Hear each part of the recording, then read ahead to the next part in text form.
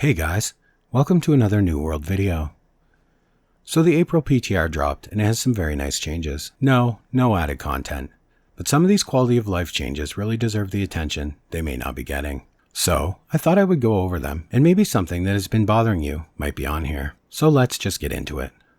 The first fix is a big one for me and maybe for you too. They fixed an issue that was causing the loading screen to cancel early while you fast travel to your home. So you would be standing there while things load in, frozen. This drives me crazy, and I am happy to say it is fixed on the PTR. You instantly load into your home now, as you did before. Thank God for that. They fixed Gregory Jones in Everfall so that he is no longer stuck in a barrel now, so you can access him. They fixed the bug that would cause no NPCs to spawn at portals. For expeditions and general fixes, they fixed the bug that was allowing players to block certain bosses, which people were doing to negate more difficult phases and win easier.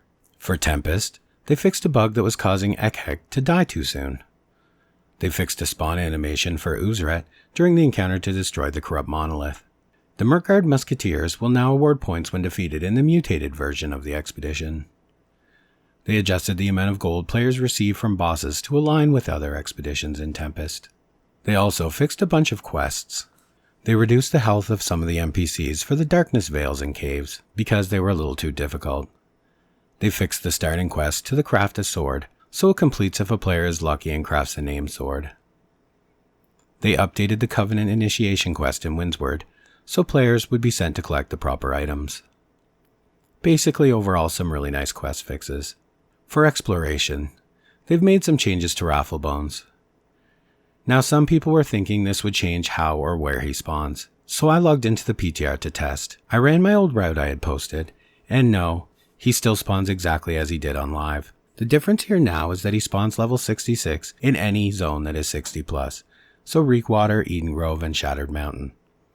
He also now drops weapons 590+ if you are of the required expertise for that weapon. I did notice though, his HP pool is much bigger. Not impossible, but I did lose him twice during my testing, which I had never lost him before. As you can see though, his weapon drops now make him even more valuable to hunt. They also fixed all of the small sized obstacles like flint and stones and that kind of shit, so now your character doesn't get stuck on them. They've made a ton of fixes to help with the desync and other weird movements in combat. They fixed an issue where buffered attack inputs would not be cleared by weapon swapping if pressed at the end of the attack. This would lock you up and make you jerk around. It was one of the desyncs that was really annoying. They fixed an issue where status effects applied by equipping weapons could become permanently stuck when transversing across regional boundaries. They fixed a slight stutter desync when moving and casting spells. They fixed an issue where players were becoming stuck in a knockback reaction animation. So if another player knocked you back correctly and this happened, you were unable to fight back. That's now fixed. Also, if you have any Blackguard weapons, they have fixed some of the perks on these you may want to be aware of. Several Blackguard weapons rolled with a Plagued Heavy Strikes perk. This has been changed to Plague Crits on the Blackguard's Bow and Blunderbuss, and Refreshing Evasion on the Blackguard's Firestaff, Void Gauntlet, and Ice Gauntlet, just so that you're aware if you have any of those weapons. They made a change to every weapon to fix the desync, so I will go over them one by one quickly. For the bow, they removed the input buffering when exiting ADS to avoid the hip fire from unintentionally activating. For the blunderbuss, they fixed an occasional character stutter desync when using the blunderbuss blast shot ability. And they fixed an issue that caused ammo to be consumed incorrectly if the player was using primary fire ability at the same time.